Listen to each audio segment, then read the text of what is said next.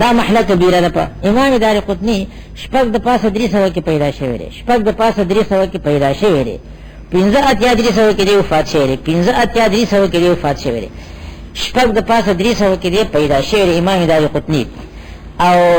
15 300 کې دی وفات شوی دی امام دارقطنی. او بل لك وابي بكر احمد بن حسين البيهقي دا سلور اتیا دا امام بیهقی رحمت الله علیه سلور اتیا 300 کې پیدا شوی دی، سلور اتیا 300 کې پیدا شوی دی، سلور اتیا 300 کې امام بیهقی کنه دی. ادا بیهق صحیح کړی بلد قریب من شاپور دا کلی دام کلی ته نسبت ده، بلد کبیر من شاپور دا دې پیدا شوی 3 اتیا او دغه کې دا څوک سلور اتیا 300 کې پیدا شوی، سلور اتیا 300 کې پیدا شوی. ابیا وفات شوی په څو کې 5800 کې 5800 کې وفات شوی دی، 5800 کې وفات شوی امام بیهقی رحمه الله. ابو بکر اسم کنیه احمد بن حسین بیهقی نو سلور اتیا 300 کې پیدا شوی دی، 5800 کې وفات شوی دی. یا لکه ابو الحسین رزید بن معاویه العبدری، عبدری او دا عبد الدار بطن من قریش دا نسبت خاندان ته دا ابو الحسین دا امام رزین دا هم دې کله کله پای باندې حواله ورکړي رسول رواه رزین لفظ ذکر کی دغه د ولادت ذکر چانه لري دا عمر لیکلي دي چې کتر ناکد بعد ال20 و500 د 500 نه اپلا او بیا هغه تعین کړی چې 15 کې وفات شوی 15 او د ولادت ذکر دونه لري امام رزین ابو الحسن رزین بن معاویه العبدری وغيرهم نور دیو چې داغه نما سوا. نو دا حدیث په خپل محل کې ما خیر هر یو حدیث په خپل محل کې د اصلنا او څنګه متقنین ثقات راسخین چې څنګه مروي کړی دی داغه کې می تحریف تغییر نه دی کړی اقشان می نقل کړی دی په خپل محل اصلي کې می او اعلان می داغه کړل دیو چې وقلیل ما هو دا هو ضمیر غیر تراجع دی ډیر کم دی دا غیر د دینه ما سیوا نور ډیر دا سو جل سنه دي کو سو د شمار کړ دا کتر ائمه متقین چې دا بیان کړ د ټول کتابونه دي کنه چې کاغذي کړل هغه د ټول د پاره چې کوم نه کتاب ادي ائمه متقینینو دي ثقات راسخون چې کوم دا حدیث څنګه ذکر کړی دی نو هغه شان هغه الفاظ سره ما ذکر کړل تحریف تغییر مینه دی کړی او دی صاحب المصابی دا حدیث چې د کوم مبحث حدیث دی نو په هغه مبحث کې ما یې خیره نو لفظ کې هم تغییر نه دی کړی په مبحث کې په محل کې هم تغییر نه دی کړی هغه شان نه خیره. او دا غیر د دې دولسه کې دیالس کسان تاسو شمار کړئ د دین ما سوا قلیل ما هو دا ما زائد د لپاره توکید معنی کله در تاسو ویلې دي قانون دغه شان دی دا ما زائد چې راشي په کلمه کې مخکې د کلمې نه چې کوم حکم مستفاد کیږي نو د غیر پر توکید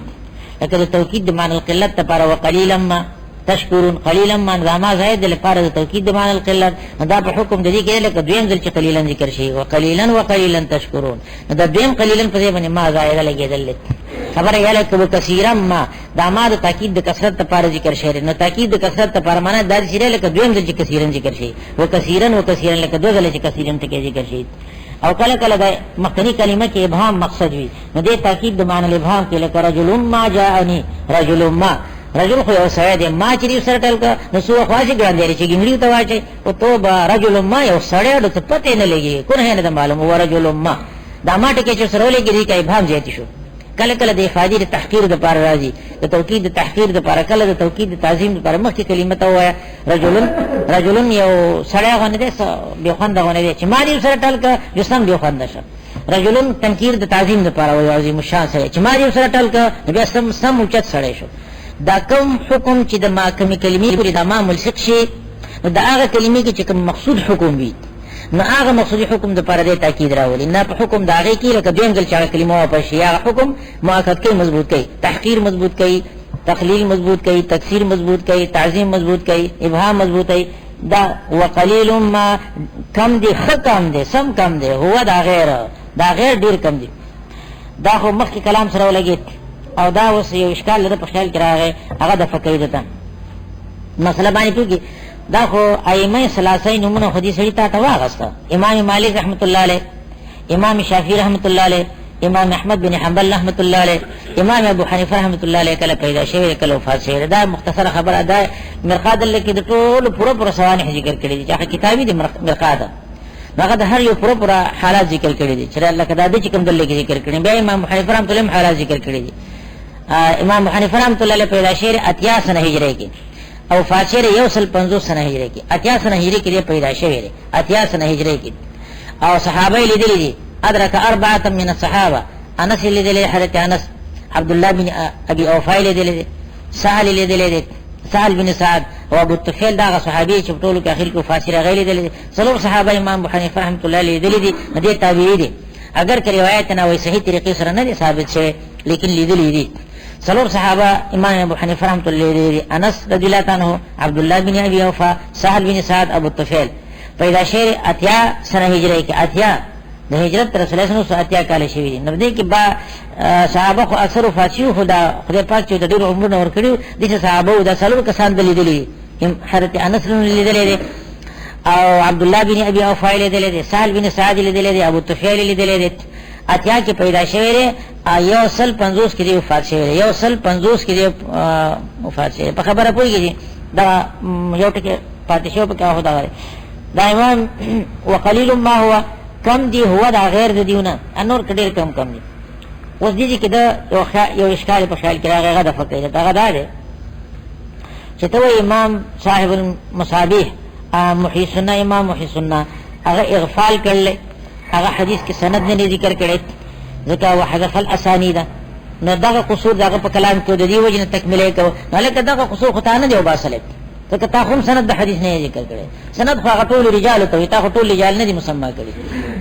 نا کوم قصور چاغه کې وو دا خو په هغه شان پاتې شه. دا مقصد خدای دی چې هغه قصور دې ما وباسه ځکه فاعلمت ما فله کوم شی چې هغه نو بیان کړي پریخه هغه ما بیان کړه لکه چرته بیان کړه فاعلمت ما فله باندې خدای عمل نه کړ ځکه تا نشاندار نه ګرځاو. نشاندار خو به هغه ګرځولې چې سند ذکر کړي تا خو سند نه ذکر خو صرف اول راوی ذکر صحابي ذکر کړي او اخر کې مخرج قدر ذکر کړل. سند خدا غټول رجال نوم دي نو ټول رجال خدا نه ذکر کړي. نو دې دا هغه جواب کوي چې دا خبره څنګه غلطه را چې ته فعلمت ما فله موږ غلط نه ده. ٹھیک ده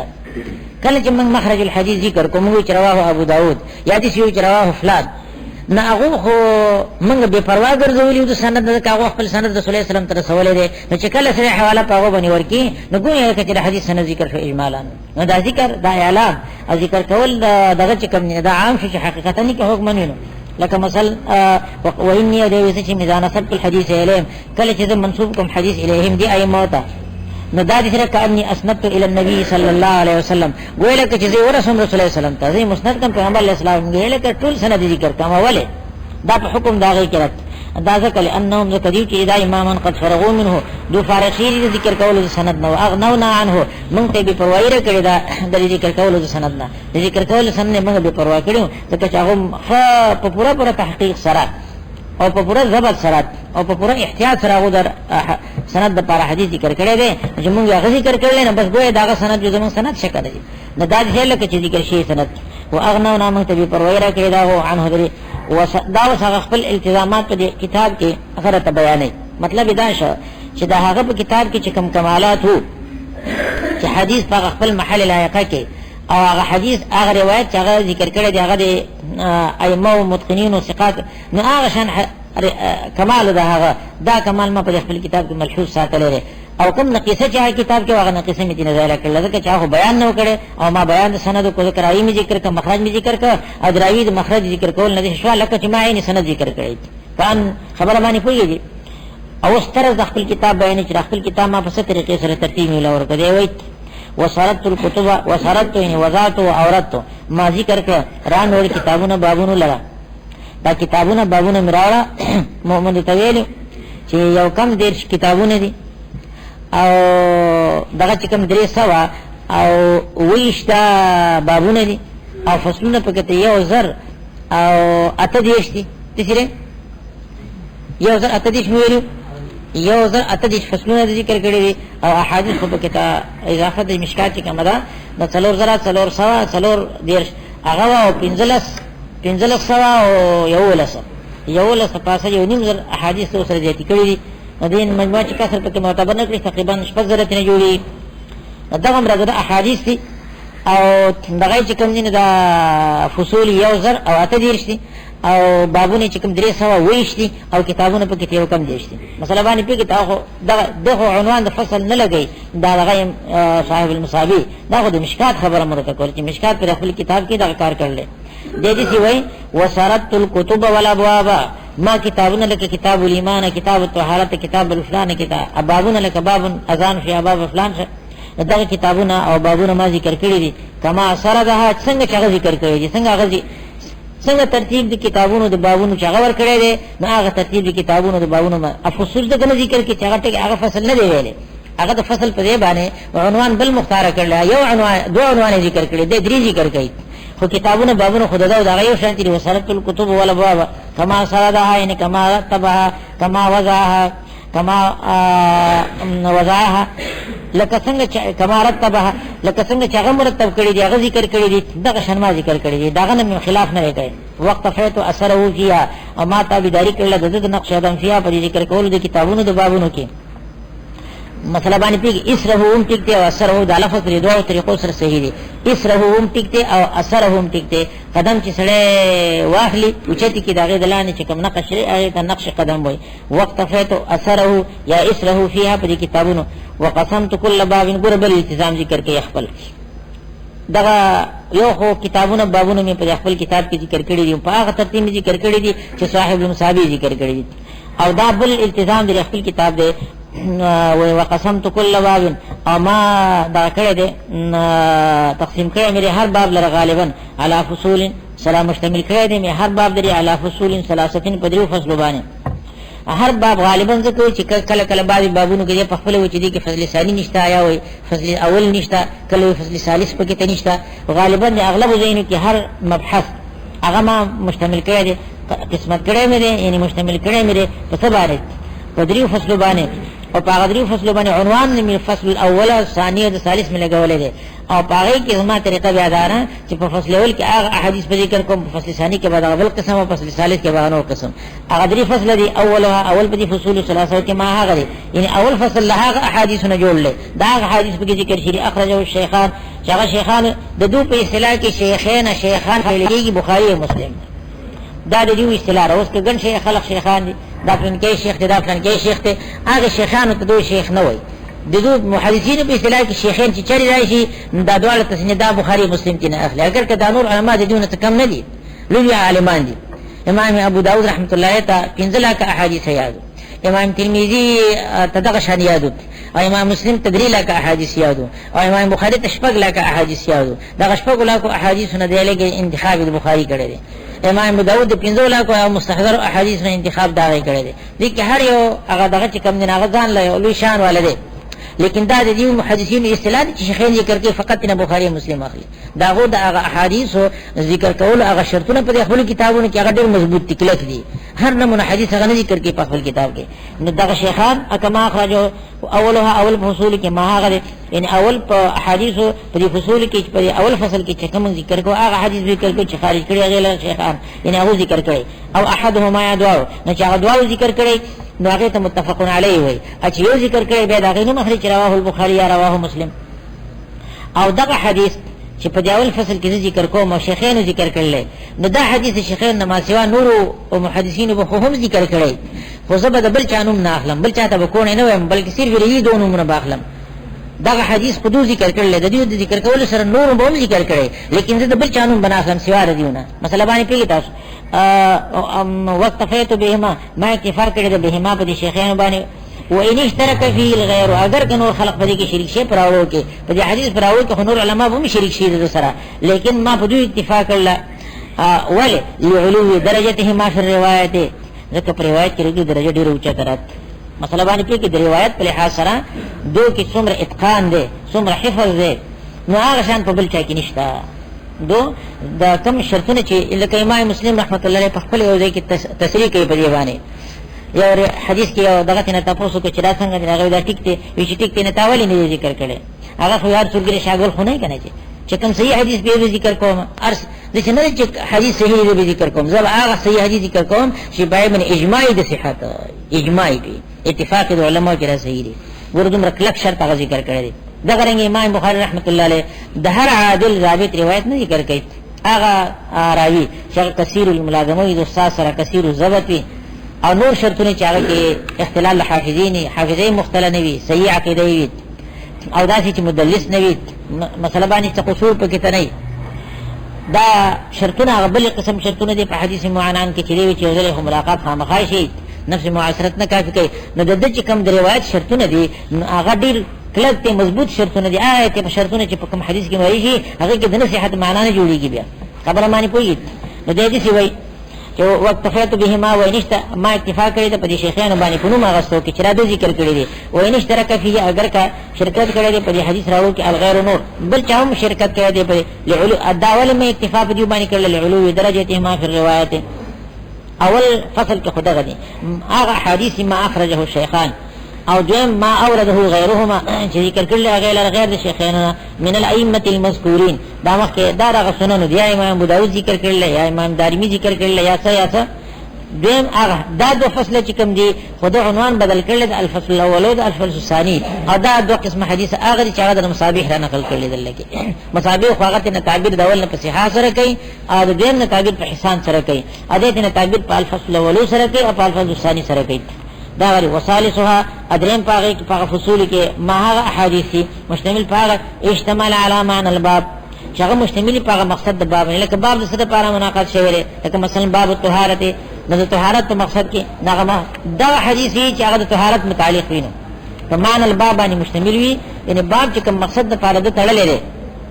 او باب چې کوم مقصد د لپاره د ذکر کړی دی نو هغه مقصد په حدیث کې حل ویني هغه د هغه متعلقات نه وي مثلا باندې پوهی تاسو وصالحها دریم فصل ما هغه یعنی دا دریم فصل هغه احادیث نه دا منعقد کړی دی اشتمال چې دا مشتمل په معنا د باب باندې من ملحقات چې هغه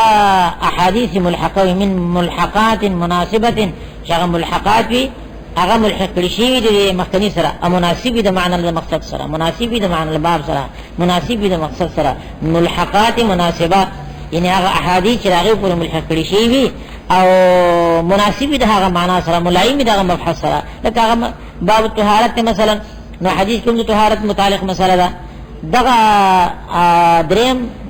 فصل هغه احادیث چې مشتمل په معنی الباب باندې وي احادیث ملحقه مناسبه مع محافظه على شریطه سره د محافظت نه په شریطه باندې هغه شرط مې په کې تمرعی کړی دی هغه سره شاول کې راوی ذکر کول اخر کې مخرج د حدیث ذکر کول دا لیکن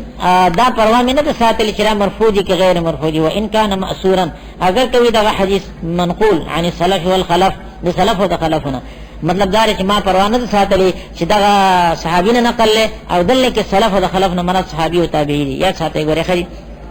پدې کې مراد دي چې هر ځای کې سلف هر سورګي شاګولي هر ځای کې سلفنا صاحب اخلي هر ځای کې به خلفنا تابعی اخلي خو په دې کې سلف او خلفنا مراد صحابي او تابعی دي مثلا باندې پیګه تاسو ذکر حدیث ذکر کوي دا به مخ اغنور خو فقط حدیث مرفوع ذکر کوي فقط حدیث مرفوع په فصل ثالث کې نه ذکر کوي خو چې مقصد د باب حلقيږي داغه اثبات کرا دی هغه سره متعلق وي مناسب داغه سره وي بیا چې صحابین نقل وي د حدیث موقوفه وي او کله تابعین ذکر منقول وي هغه حدیث مقطوعه وي او کله رسول الله صلی الله علیه وسلم نقل وي چې هغه حدیث مرفوع وي او بیا دا پروايي په فصل ثالث کې نه دا کړی چې بخاری ذکر کړل که مسلم ذکر کړل که ابو داود ذکر کړل دا پروايي نه ساتلې په دې مخکنی دوه فصلونو کې لږه پابندي کړی دا او په دې فصل ثالث کې چې دا د اضافه را چې حدیث زیات کړی دي یولس او پنځلس سوا یولس پاسه پنځلس سوا احادیث زیات کړی دي دغه یولس پاسه پنځلس سوا احادیث په دې کې دا پابندي نه ساتل چې مرفوع دي که غیر مرفوع دي او د کوم کتابه د کوم نه دا خو چې په مقصد باندې دالوي هغه شریطه په کې توي شریطه چې اول کې راوي اخر کې سند دا مخرج الحديث خبره پوي وان كان معصورا اگر کده ودا حدیث منقول عن السلف سلف صحابه خلف تابعین نو صحابونو چې منقول حدیث موقوفه او تابعین چې منقول دا پروا مې نه ساتل چې حدیث مرفوع دي که موقوف دي که مقطوع دي په خبره پوي دا ترتیب مو چې خپل کتاب دا ورکړل په دې طریقې سره مو ورکړل اوس دې نه پورته د خپل باندې تصرفات دی بیانې خپل بعض تصرفات بیانې چې کله کله په کې تا تفرقم کړل خدا غته تصرفات می چې کوم کړل په کې ته اندازې نقطې ما تحت می کړې دي اوس په کې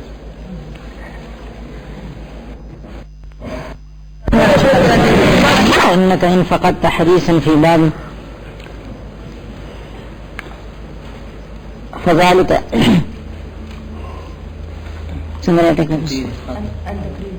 فذلك عن تكرير اسقطه وإن وجدت آخر بعضه متروكا على اختصاره أو مضموما إليه تمامه فعن داعي اهتمام أتركه وألحقه وإن عثرت على اختلاف في الفصلين من ذكر غير الشيخين في الأول. دا مخکې خپل التزامات او طریقه د تصنیف ذکر کړه چې دې طریقې سره ما د تصنیف وکړو چې اول کې مراوی د حدیث او آخر کې مخرج الحدیث په ذکر کوم. لکه کوم قصور چې په مصابیح السنه کې امام محسن کړه هغه قصور به دغه کوم لري کوم او بیا خپل التزامات دا ذکر کړه چې حدیث د چې کوم د اصول نه نقل کړل په اصل کې د حدیث چې کوم محل هغه محل کې بدل کېږي او خدوم رده چې هغه چې کوم نشاندهي پرېخره لکه راوي ذکر پرېخره د مخرج ذکر پرېخره هغه ذکر کوم او حدیث بیر تحریف نه او بیر تغییر نه به ذکر کوم هغه شان به ذکر کوم کما رواه الائمه المتقنون. او بیا وی چې دغه وسرت الكتب والابواب كما سردها کتابونه بابونه په هغه ترتیب ذکر کوم چې کوم مساوی محسنه ذکر کړی دي او داغه تابعداري میکړل خدا هم فرق یو کو چې وقسمت كل باب غالبا على فصول ثلاثه هغه په دو فصل باندې په دو بحثونو باندې هر بحث مصدر کړی دی او د پدری باندې مصدر کړل فصل اول ثاني ثالث او بیا د خپل التزام ذکر کړ. نظم مخکې کلام کې دوی چې وقفته اثره فيها جاء اسره فيها نو دا اشکال لید چې تا خو دعوت تابعداري کړی دا او دې ځین کې ستاره غنه مخالفت مونږ کېږي نو دا دعوت اکتفا چې نشوله څنګه ډېر کړه تبدي شي چې هغه په یو بحث کې باغه حدیث ذکر کړي په یو باب کې او تا باندې ذکر کړي ډېر کړه تبغه دا کار کړي چې هغه به حدیث مختصر ذکر کړي ته لګېدلې ته پوره ذکر کړي اتمام به دا حدیث کړي اختصار مختصر بدني ذکر کړي او ډېر کړه ترې سکیږي چې لکه په فصل اول کې هغه د شیخانو حدیث ذکر کې خو هغه عنوان ته الفصل الاول نه لګي بلکې عنوان ته الصحاح لګي اته ته عنوان د الفصل الاول لګي حالانکه چې په فصل اول کې به تا حدیث غیر شیخانو ذکر کړي حالانکه چې هغه التزام د دې کړل ته مخکې التزام د دې کړل چې په فصل اول کې به دغه کوم حدیث شیخانو به ذکر کوم. اوس دا تغیرات خو په کې تراغلي دي او ډېر کړه ته بدي شي چې تا به دغه خلاف فتوا ور کړی لکه مثلا داغه خپل عادت خدا دی چې هغه په اول عنوان کې اصحاح عنوان دی حدیث شیخانو ذکر کوي اته چې ما داغه تابعداري کړی دا نو په فصل اول کې تم حدیث شیخانو ذکر کوي او دې دین کې حدیث شیخانو نه ذکر بلکې په غیر شیخانو باندې حواله ور کړی شي یا په فصل ثانی کې اغات لکه هغه ته عنوان الحسان لګولې دي اته ته عنوان د فصل ثانی لګای ناغه ما سوا د صحیحین نه د نور سنن احادیث ذکر کوي حالانکه کتاب حواله په صحیحین کې یو کس ور کړی یا بخاری او مسلم په دې باندې حواله ور کړی دا غرنګ کله دي چې هغه حدیث ذکر کړي او ته وای چې لکه دا حدیث په کتابونو د اصول کې نشته دا خو نشته او ډیر کله ته دي کېږي چې هغه الفاظ د حدیث یو شان ذکر کړي ته الفاظ د حدیث بل شان ذکر کړي اوس دا دعوت اکتفا دا څو خبرو باندې څو وجوه سره ټیک نشوله لکه دا ټول وجوه دا اختلاف وجودي نو د دین کیس کا ثم انک فت دا کار کوي چې کوم بعض تصرفات د کړي د هغه تصرفات بیان کوي او د هغه لپاره نقطه داعیه بیانوي د هغه تصرفات بیان کوي او د هغه نقطه داعیه بیانوي نو دا مخکې اشکال به پیدا شي چې سره ما خو اکتفا کړی د تابعداري مې کړی ده او په دې نور ځینو کې چې دا کم تشمار کړ په دې کې چې ما داغه مخالفت کړی دی نو دا یو نقطه دی وجه نه کړل لکه په دې کې نقطه دار په دې کې دار اوس دغه مسله ته بیانې نو حدیث به وای مجمله خبره بداو کې چې غرض زده پورته څه شي بیان د خپل تصرفات شو او د هغه تصرفاتو لپاره نقطه داعیه بیان شو ثم انک نفس یو تصرف دار ثم انک د دین رست بیاته اے مخاطبه ان فقط حدیثا کترک یو حدیث فی بابن په یو باب کې لکه هغه حدیث په صحیح المصابیح په دغه باب کې ذکر کړی زما مشکات کې بتا هغه حدیث بیانومي ولی بنئ د سینې چې زمانه به ورشي دومره دغه نه چې ورشي بیاخات حدیث به نه چې لا غافل به غفلت پنه نسیان ونی دا به علت وجنه دی وجه هغه به صحیح فذلك عن تقرير دا به د وجه تقریر نه اوس کته هو چې زوی ارتاو کم دا حدیث لا بازلري کما وای دا چې هغه حدیث په مکرر وي نو سمو تدبی فائدہ پکې کنه نه دی وجه نه زوی پریدم په باب کې با هم هغه شان حدیث هغه حدیث به یو ذکر شي نو په دې به نه ذکر کوم، نو په دې تکرار کې څه فائدہ شوه؟ نو دا د وجه د تکریر نه د مکرروالي د وجه نه دا یو مسله شولت. نو دا مکرروالي د وجه نه به زه ارتاو کوم او تکرار ته خو سو معتدی فائدہ نه. کله کله چې په کې تناغه تکرار مفید وګرځي او کله کله چې معتدی فائدہ په کې ته نه دوی نظر ساتي بیا دا حدیث ته مضمون یو شان تیر دا حدیث یو ځل ذکر شنه دیم ځل ذکر کول ته کم ضرورت ده. فذلك عن تکریر اسقط هو ذبیل لكم او وان وجدت اخر دا قبل تصرف و دا علت كتب بیا من یو حدیث اخر دا بعضه بدل دا اخر نه بدل بعض لري. كتب بیا من حدیث اخر یعنی صحیح صد حدیث اخر متروکا علی اختصاره چې هغه پرې خلیشي په اختصار خپل باندې دا حدیث په خپل اختصار سره پرې خلیشي زما په دې کتاب کې او مضموما الیه یازم کړی شي دی حدیث تمامه هغه نور حسره دی حدیث. فعن داعی اهتمام دا عن په معنا د لام سره وګرځوا ان لاجل داعی د وجه د هغه باعث اهتمام د وجنه اهتمام د ترک یا اهتمام د زم.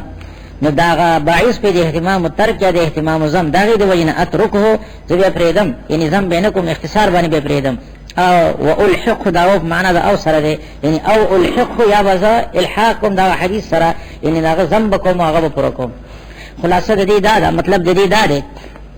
چې کله کله یو حدیث چې صاحب مصابي وګد حدیث نه دی لګیدلې په طریقې د اختصار سره ذکر کړي نو هغه صاحب د مشکات هم هغه حدیث په طریقې د اختصار سره ذکر کړي او کله دې چې هغه صاحب مصابي هغه حدیث په طریقې د اختصار سره نه ذکر کړي دا په طریقې د اختصار سره ذکر کړي ا دې ولې په طریقې د اختصار سره ذکر نه کړي هغه باقی مانده حصہ ټول ځن کې هغه مکمل ذکر کې تفصیل ذکر کې. نو کله داغه اختصار په خپل حال باندې پرخول او کله کله داغه چې کوم حدیث مختصر کړي دي نو دې مفصل وګرځي ا دې ولې داغه سره باقی مانده حصہ ځن کې. نو دا دوا خبرې دي ما چې کوم کړل دا دوا کې علت په موجودي پرې دوا کې به وجه موجودي. نو داغه اختصار د پر به هم دای وي او داغه زم کول د پر به هم دای او باعث وي. نو اسی دلاندې د لاس غږی نه دی ورغولې نه بلکې خاص خبرې ته مکتل چې دا د واقع کې اختصار پکار دی یو اختصار د مختصر کړی دی مختصر کو او ځینې ځای کې هغه دي چې اختصار د کړی دی لیکن بل څه دای موجود دی هغه دای دی ځینې ځای پوره کړ اوس هغه دای به صحیح نماشان لیکلی دی لکه یو حدیث چې ډېر وګد حدیث دی او دا وګدوالي سره سره دی ګدل د ډېر وګد دی دی ګدل د هغه خلاصې نقل کړی ټیک دا نو داغه اختصار پکار دی مختصر حدیث ذکر کول پکار دی کتاب خود د عام مسلمانانو لپاره کړ او د مجتهدینو لپاره خو نه کړی چې سند به ذکر کړی وي او دې کله کله حدیث وي چې هغه حدیث لکه اوږد حدیث وي او هغه کې جملې لکه یو جمله د یو باب سره مناسبه بل جمله د بل باب سره مناسبه بل جمله د بل باب سره مناسبه صحیح سبب کې د زکات می صحیح سبب کې د صلات می صحیح سبب کې د حج می صحیح سبب کې د صوم مثلا چې اوږد حدیث وي او صاحب مصابي لګي دې د قشن اختصاری کړي چې یو جزء په خپل باب کې ذکر کړي ټول حدیث نه ذکر کړي بیا غبل جزء حدیث په بل باب کې ذکر کړي غبل په بل کې ذکر کړي نو دې او چې ته وګورم واقع کې هغه کار کړي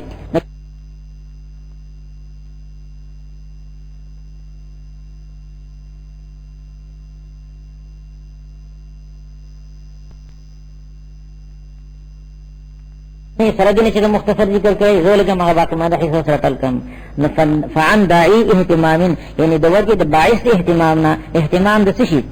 اهتمام د زم یا اهتمام د اختصار یو ځکه قصي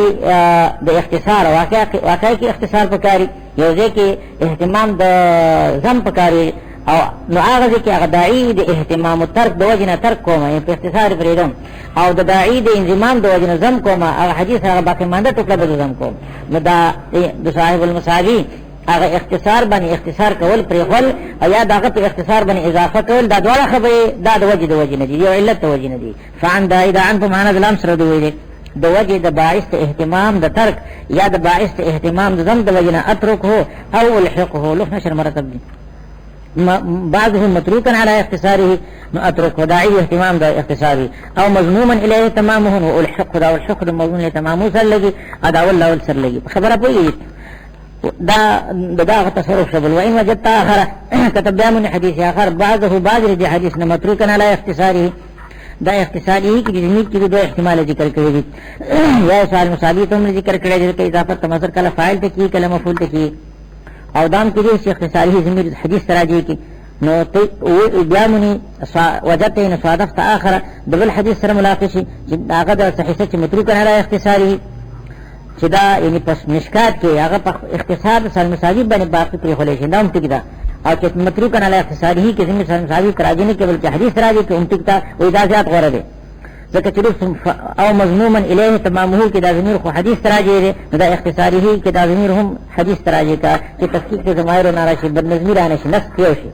او که زمیر دې پکې تصال مساوي تراجی کوم معنا له حاصله ټیک دی خو لفظي خلل پکې تدارک چې تفکیک ضمائر راځي یو علی نص واحد ضمائر نه چلول کی ځکه دا یو کلام دی په دې کلام کې زمیر صاحب مساوي تراجی بل پکې کلام خام خابه حدیث راځي کې ځکه مضمون الیه تمامه صال مساوي ته راځي کیږي نو دا زمیر چې حدیث راځي شنو وي غوړه ده او ترمذی عبارت دې شلا وین وجدت كتبامن اخرين حديثا اخرات من بعضه دا اخرنا بدل بعضه تبعوني صحيح صد حديث آخر زما په مشکات کې ولدي سړي چې متروکن علی اختصاره چې په اختصار خپل باندې پرې خولې شي یعنی دا اختصار په کتاب مصابي کې خو زم په اختصار باندې پرېږم او په خپل کتاب کې ذکر کوم او یا او مضموما الیه تمامه لازم کړی شي دې حدیث تمام دې حدیثین هغه باقی مانده حصے د دوسره نو ته دې حدیث بیامونه چې دا غسرات هغه باقی مانده حصے هم کړی شي نو دا ډول خبره دا به یو سبب د وجنه فاندای اهتمام یعنی لاجل باعث اهتمام د وجه باعث اهتمام ترک یا د وجه باعث اهتمام زم د وجنه اتركه زب پریدم په اختصار باندې اول صورت کې او الحقه یا به الحق دا غسرکم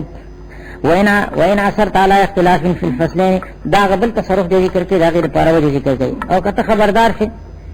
وان اثرت او کته خبردار شي علی اختلاف فی الفصلین من هغه اختلاف په فصلین کې د چا مابین کې یعنی بیني او بین صاحب المساوی زما د صاحب مساوی ترمنځ دا فصل ثالث خدای د کور نه خدا د فصلین کې خدای مساوی احادیث جمع کړي او د مساوی احادیث جمع کړي په فصل اول کې هغه د صحیحین حدیث ذکر کې د دواو یا اپ فصل ثانی کې د نور سنن حدیث ذکر کوي نو دیم په فصل اول کې د شیخین حدیث ذکر کوي د دواو یا دی او په فصل ثانی کې د نور سنن حدیث ذکر کوي نو که زما د صالح مساوی مابین کې په اختلاف باندې خبردار شي څنګه هغه اختلاف څنګه من ذکر غیر الشیخین فی الاول چې د شیخین نماز سوا بل چا باندې حواله راغلی په فصل اول کې ذکر غیر شیخین راغلی په فصل اول کې ناغه په فصل اول کې ذکر د شیخین کړي دیم ذکر د شیخین کړي لیکن کله کله ذکر غیر شیخین وکي شیخین تاسو مو کې بخاری مسلم ته دی وای داله کوي په فصل اول کې د باب د سنن لذونه په فصل اول کې د باب سنن اول کې دا په شیخین من حواله نه ور کړی یا په باب د فضائل القرآن کې دا په فصل اول کې ذکر د شیخین نه کړی دا مخاله راوي نو فصل اول له فصل اول کې د حواله په بخاری مسلم دواو باندې نه ور کړی بلکې په بل کتاب باندې حواله ور کړل حالانکه چې داغه دا طریقه چې اول فصل کې ادم دا طریقه چې په اول فصل کې د صحابه ذکر کوي د شیخین حدیث ذکر کوي د دواو یاد یو نو دا سائل مصابیح نه د اختلاف راغی او دا خپل التزام نو د اختلاف راغی او بل وذکرهما فی الثانی من ذکر غیر الشیخین فی الاول وذکرهما فی الثانی او ذکر الشیخین په فصل ثانی کې راشي نو هغه دویم عنوان لګولې دی الحساب هغه غیر الشیخین حدیث ذکر کوي فصل ثانی ذکر کوي د غیر الشیخین حدیث ذکر کوي لیکن ال کې دې تدا اختلاف بیاوي څنګه هغه د حساب ذکر کړل دی لګې دې په شیخین حواله ورکړل او ال کې اختلاف د خپل التزام نه دي سراغه چې د بازار من التزام دا کړی چې فصل ثانی کې به ذکر د شیخین نه کوم ال کې ذکر د شیخین کړی دا لکه په فصل ثانی کې د باب د ما یقرأ بعد التکبیر نه یا لکه باب د موقف کې چې د امام سره وجرید د مقتدی به څه صورت یې په دې دوه بابونو کې په فصل ثانی کې د حواله په بخاری په مسلم باندې ور کړی نو کدا کار منغو کو چرتا او تدې خبردار شي چې د مصابیح ترمنځ اختلاف راغی څنګه په عنوان اول کې هغه ذکر د شیخین کې د حواله په غیر شیخین باندې ور کړی په فصل ثانی کې هغه د غیر شیخین حدیث ذکر کې د حواله په شیخین باندې ور کړی نو دا د خپل التزام نه کوم مخالفت ده لیکن د صالح مصابیح نو مخالفت ته د مخ دعوه کړل چې ما دا تابعداري کړی دا ادا دي خو تابعداري دی نو دی وایي چې بای دا کار چې مو کړی دام د الله ورګې نه دی دا بلکې صفه د یو علت وجنه دا کار ما کړل هغه علت سره هغه وجه سره هغه دارت فعلم ويپوش په دې باندې اني بعد تتبع كتابي الجمع بين الصحيحين الحميدي وجامع النصول ورستو د تتبع زمانہ چې ما تفتیش کړی دی تلاش مې کړی دی او تتبع مې د دوه کتابونو کړی دا چې هغه دوه کتابونه یو جمع بین الصحيحين دا دا د امام حمیدی او بل کتاب جامع الاصول دا د ابن اسیر جزری د دې دوه کتابونو تفتیش او مطالعه نکړی دا مکمل تفتیش مې دې دوه کتابونو کړی دی او بعد دغه دوه کتابونو د تتبعنا اعتمدت على صحيحي الشيخين په دې صحیح شیخین باندې ما اعتماد کړی دی او متنهما یعنی په خود دې دواړو باندې نو د دې وجه نه معنی موندلې خلاصه د نقطې دار د چې تصرف کړی دی د دې تصرف د پاره وجه دا ذکر کړي دا بخاری مسلم دواړه چې کوم یو خود بخاری دا نسخې دي د بخاری د مسلم یو بل امام حمیدی دا دلی محدث دی دلی شخصیت دی دلی محدث دی دلی ګدل دی د بخاری د مسلم د دواړو احادیث هغه جمع کړي دي او هغه چې جمع کړي نو هغه کتاب د جمع بین صحیحین نوم یې خیره الجمع بین الصحیحین دا هم دا کتاب خره ځکه د بخاری د مسلم د دواړو روایتونو هغه جمع کړي دي او هغه د مفصل ذکر کړي دي نو هغه کتاب چې هغه د بخاری د مسلم لپاره کا شرح دی ځکه هغه وضاحت سره دا روایت ذکر شوی دي نو دغه یو کتاب دی د امام حمیدی او بل کتاب دی هغه د اصول د ټول احادیث جمع کړي هغه ته جامع الاصول د اصول سته یا کوم اصول کوم کتابونه چې اصل هغه مليانو جمع کړي په خپل سند سره رسول الله صلی الله علیه وسلم دي نو دغه کتابونه ته د اصول کتابونه د اصول لکه څو مليان د شمار کړي دي پورې څنګه ووم دي پکې ته دا یو لس دولس جلس مليان د پورې شمار کړي دي پکې نورم دي کتابونه د اصول هغه کتابونه دي چې هغه حدیث په هغه خپل سندونو سره رسول الله صلی الله علیه وسلم ته رسول دي نو هغه له دې دي د دې اصول احادیث ټول جمع کړي دي هغه ته جامع الاصول وي او هغه د ابن اسیر جزري د کتابونه وما کتلې دي خصم له کتلې دي الکه دغه کتابونه کتل خو ډیر مشکل دي ځکه چې یو جمع بین صحیحین ده د دوه د بخاری د مسلم د دوه حدیثین په کې راغلي دي او بل جامع الاصول اخذ اصول الصحاح ستونه بلکې د ډیر اصول کتابونه پای کې جمع شوي دي وی هغه مالت پلت کړی دي په تاسو مې کړی دا نو پاږي کې بیا دا ته هم بچا کېده چلته هغه خطا کتل دي لیکن دا هغه ته تبو ناقصه او ټول حدیث بخاری د مسلم نه دي ذکر کړي نو چې دې چې هغه حدیث هغه نه پاتې شوی دا هغه ته تبو ناقصه نو ما هغه اعتماد بیان وکړي بیان دي چې کړي چې هغه کتابونه مې کتل دي الله کې بخاری د مسلم دا حدیث مې کتل دي په جامع الاصول ته ټول اصول احادیث جمع دي او په جمع بین صحیحین ته بخاری د مسلم حدیث جمع دي نو دغه د کتاب مې کتل دي هغه تبو مې کړی دا بعد هغه نه بیا لګیدل بیا مې خود بخاری او مسلم کتل دي متنین دي خود دې په خپل مې کتل دي نو مطلب دا روایتونه دا چې په فصل اول کې حواله په بل چا باندې ورکم په فصل اول کې زه حواله په بل چا ورکم وګدار چې دا روایت په فصل اول کې ما نه مندلې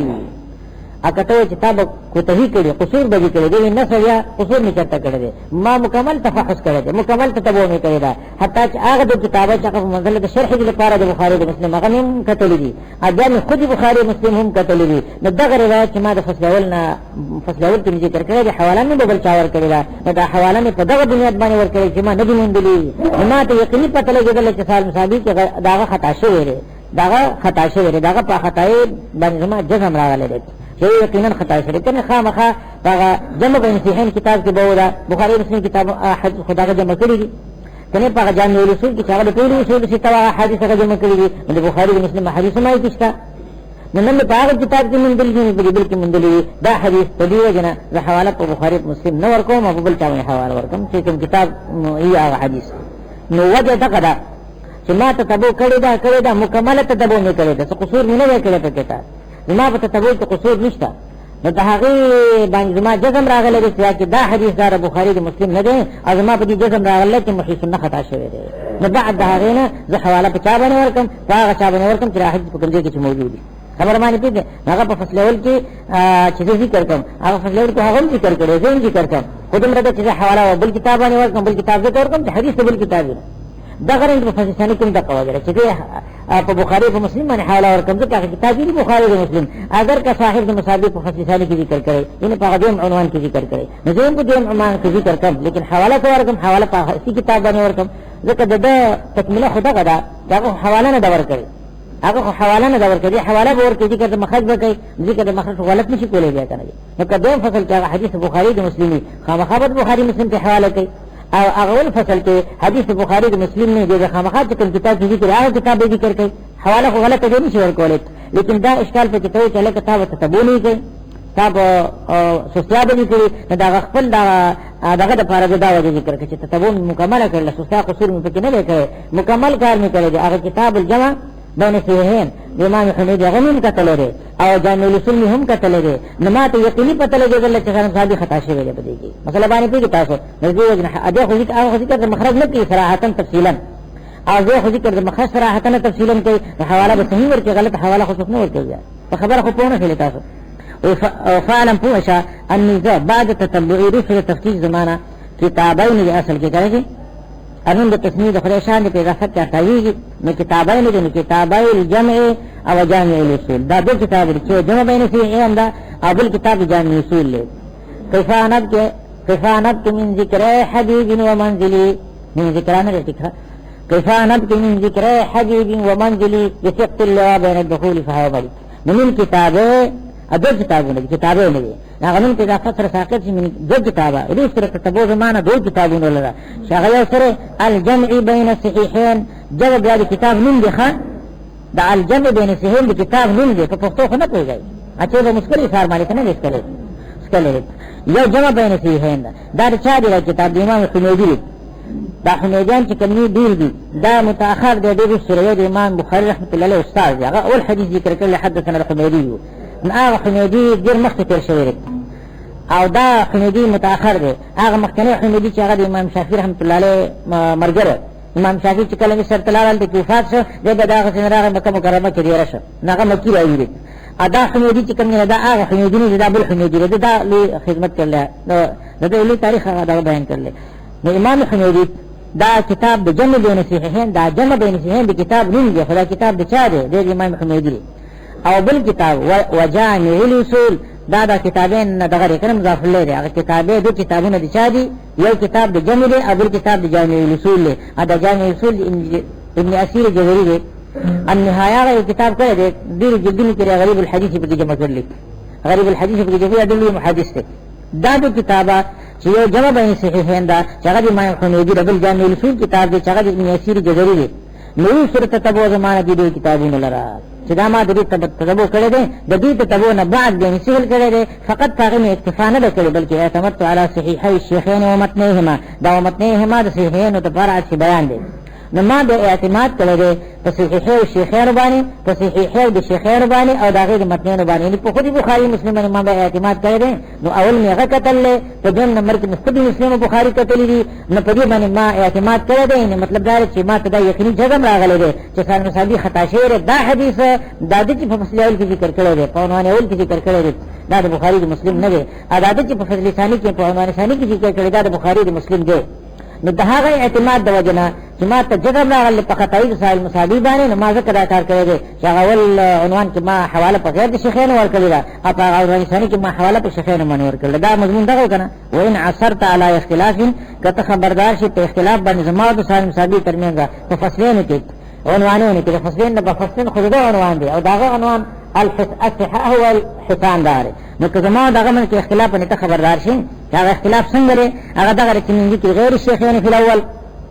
او ذکرهما في الثاني چې په حدیث کې به حواله دی غیر الشيخين ورکم په عنوان اول کې او د شیخین حواله ورکم په ثاني کې نو داول موجود شری د کتاب کې راځي موجود شری داول کې موجود شری په باب د سنن الوضو کې په فصل اول کې د غیر الشيخين من حواله ورکړل په باب د فضائل القرآن کې د غیر الشيخين من فصل اول کې حواله ورکړل دا دونه موجود شری په باب ما يقع بعد تکبیر کې د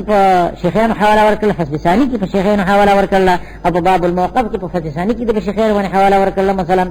نو کدا اختلاف تا ته جامون ده دا اختلاف د غفلت د وجه نه دی د صحیح د نشان د وجه نه دی د دې په اړه یو وجه شته هغه دا چې دغه کې سالم سالي یقینا خطا شي ما جزم په غیر هغه کې خطا شي ذکر حواله ورکوم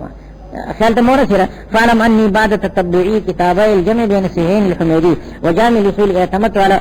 صحيحي الشيخين ومتنهما وان رايت اختلافا فخبره حقوق تاسو دي وان رايت اختلافا او کته اختلاف نفس حدیث کې دا قبل تصرف ته الکه دا حدیث ته الفاظ حدیث په دې شان دي ذکر کړي سوال مصاحب الفاظ حدیث بل شان دي ذکر کړي دا تاسو دعوت اختفاء کړي دا چې بس دې کدا دا چې چرته ولې دا هم د اند دلات ورګې نه بلکې دا هم یو وجه وي دا څنګه چې ما حدیث ذکر کړي فکر مینه دې فکر نیول نه دا به وجه څه وجه وي وان رايتك تويني اختلاف نفس حدیث کې نفس حدیث کې په متن الحديث کې ما یو قسم الفاظ ذکر کړي سال مصاحب بل قسم الفاظ ذکر کړي نو دا بفذالک من تشعب طرق الاحاديث دا د وجه د اختلاف د هغه طریقې د احادیث د وجه نه وي یعنی د الفاظ حدیث په مختلف راغلي وي الفاظ حدیث په چا یو شان ذکر کړي چا بل دا د وجه د اختلاف د طرق د احادیث د وجه نه وي فذلك من تشعب طرق مراد اسانید دي په یو سند کې به یو لفظ راغلی په بل سند کې به بل لفظ راغلی د دې وجه هغه الفاظ به مختلف راغلي نو زه به یو لفظ ذکر کوم او صاحب بل لفظ ذکر کوي مضمون خو به یو دا اختلاف د دې وجه نه به چې دا د اسانید د اختلاف د وجه اختلاف راغلی فذلك وز دا اشکال له چلکه دا خو ټیک تا چې دا اختلاف په الفاظ الحديث و دا د وجه تشعب د طرق د وجه اختلاف د طرق د حدیث د وجه راځي طرق هغه اسانید دي لیکن ته هغه لفظ ولې نه ذکر کوي چې کوم سالم صحابي ذکر کړی هغه لفظ ذکر کړی دی کوي ټیک ته چې حدیث الفاظ خو یقینا مختلف دي په سند سره مضمون خو یو شان دی لیکن یو استاد یو قسم الفاظ باسي خو نه بل روایت بالمعنى کوي نو ته هغه روایت ولې نه بیان کړی چې کوم سالم صحابي ذکر کړی دی تشعب د طرق د احادیث د وجه خو واقعي کې اختلاف د الفاظ راځي ولتوالي مختلف ذکر کړي سالم صحابي لفظ ذکر کړي دی وایي چې ولعلي هو توقع ده چې ذات مطلعت على تلك الرواية التي سلكها الشيخ رضي الله عنه فآغ روایت پانی سلکها یعنی اوردها چاگه پا مصابی کی ذکر کرے دی آغ روایت نو دا توقع دا امید دی چیزا پا غیبانی نیم خبردار شے سلکها الشيخ رضي الله اگر چکم متن الحدیث پا غفل کتاب کی ذکر کرے دی نو آغا روایت ما ته نه دی را رسیدلی زه پاغه نیم خبر الکه دروغ نه شم کولی ما ته چې کوم استاد روایت دغه کړی دی یا ما د بخاری د مسلم د دین چې کوم روایت را نقل کړی دی هغه چې هغه الفاظ نشته هغه چې هغه الفاظ نشته نو ما ته هغه الفاظ نه دی را رسیدلی زه هغه الفاظ باندې نیم خبر شي نو دروغ جوړ کوم دته نو دا هغه چې کوم ذکر کړی دی هغه الفاظ باندې ما دا حدیث دی مونږ نو مضمون خو یو شان کې خو بخامخه الفاظ بدل ذکر کوم څنګه چې ما مونږ له هغه شان ذکر کوم ولعلي ابي کلیه چې وسمه مطلعات غیم خبر شي على تلك الروايات التي باغ روایت من سلكها الشيخ رضي الله عنه چې پاغه باندې رفتار کړی دی شیخ یې هغه ذکر کړی دی په مصابي کې نو دی چې خو د فورمولا هم نه ما نو هغه باندې مونږ له خپل عالم دې کړي چې هغه دغه ټول دغه معلومي ما ته نه معلوم چې ما ته نه معلوم خامخا په خپل کتاب کې هغه حدیث ذکر کوم په هغه لفظ سره چې کوم ما ته معلومي چې لپاره کې کتاب ذکر کړل او تنکی محدث ذکر کړل په خبره پوهیږي دا بل تصرف دې ذکر کړ وقليلا ما تجد اقول تبا وقليلا ما تجد يعني وتجد قليلا ما وتجد تبا ممدا بل تصرف دې خي وتجد اقول قليلا ما دا قليلا ما دا اقول سره قليلا ما تشكرون يعني وقليلا ما اقول اصل وتجد قليلا ما اقول تب بیا مونږ ډیر کم بس کله کله دا خبرون کوم دا خبرون ما ته په مشکات کې بیا مونږ لیکن یاد ساته چې ما ته بیا نقصان مه کوا ما ته بڑی خبرې مه کوا نه بل چاته کوا دا خبره چې کوم دام دی وجه کوم دام دلاند الله خبر نه دی وقليلا ما عبادت سره وتجد قليلا ما اقول تبا په دې مشکات کې بیا مونږ چې ډیر کم دا ما خو تاسو مول چې زائد دي د تاکید معنی القلت لپاره واقول قليلا ما يعني واقول قولا قليلا ما زبويا ما تدير كم وينا سرا دا خبر زما دا قول قليل به تبع وتجدو قليلا ما اقول تبا بیا مونږ په دې مشکات کې چې ډیر کم بس دا خبره کوم سبويا ما چې ما وجه تر اقول دي پر مقوله ما وجه ته هذه روایت فی کتب الاصول کله به ځم چې دا صاحب صاحب چې حدیث را نقل کړی دی دا په کتابونو د اصول کې معنی دې مونږ ما وجه نه دې مونږ ما دې روایت له کتابونو د اصول کې دې څه ولوي چې نشته پکې دا نشته پرې دا خو ځکه چې ما نه به مونږ او یا بر تداوم او وجدت خلافها یا دې څه به ما چې ما مونږ له خلاف ته روایت نه په اصول کې زبا دا خبره ته کوم چې دا روایت څنګه صابر نقل کړي دا معنی به مونږ له په کتابونو د اصول کې د اصول له کتابونو چې کوم دا ائمه چې مخ شمار کړي دي یا هغه کتابونه چې خپل حدیث په سند سره رسول الله صلی الله علیه وسلم تر رسول نو زبا کله دا وینا کوم دته چې دا روایت څنګه صابر ذکر کړي دي دا په اصول کې ما نه دي مونږ له یا دا روایت دې نه دي دا د کوم ذکر کړي خلاف دی دا بل شان ذکر کړي کله ودا وینا کوم لیکن دا ډیره کم ودا وینا کوم او ما په کتاب کې به کله دا وینا هم بیا مې چې به کوم زه به دا وایم چې دا روایت څنګه ذکر کړی دی دا په اصول کې ما نه دی مونږله یا بر تداوم چې دې خلاف نه مونږله دغه شامل دا روایت دي دي خبره پوهیږي نو ما په مشکات کې تبه کله دا خبره بیا مونږ ډیره کم بیا مونږ لیکن کله دا بیا مونږ دا فاذا وقفت عليه کله چې ته ما په قول باندې خبردار شې چې مزدا خبره وکما د غیاد ساته فانسب القصور الى قله الدرايه لا فانسب القصور الي بیا قصور کو ته ما ته منسوبه کا بیا وای چله کته مولا نه د سیمو چې سوال مصابي غلط شوی دی سوال مصابي نه غلط شوی هغه ډېر شان دی خبره دې چې ما نه مونډلې او ما نه مونډلې د سیمو چې نشته هغه به ته مونډلې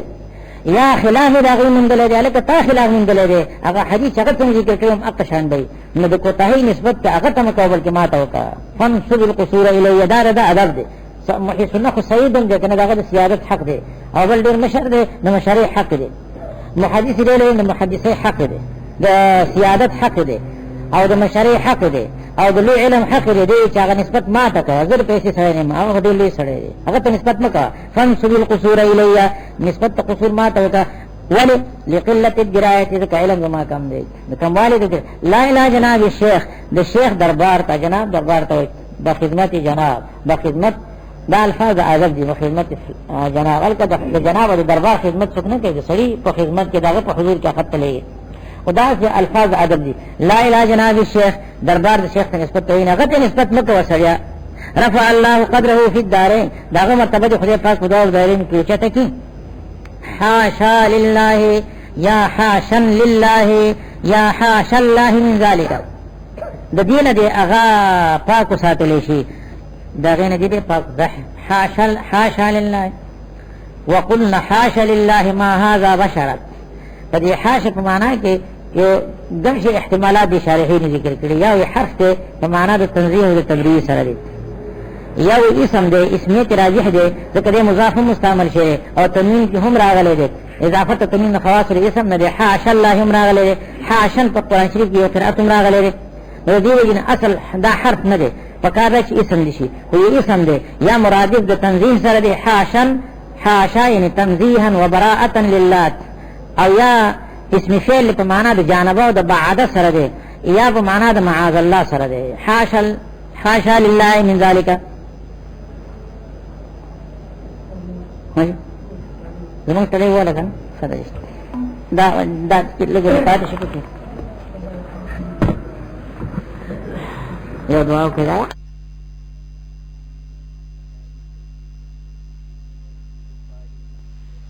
دین رست خالد اخیر پوره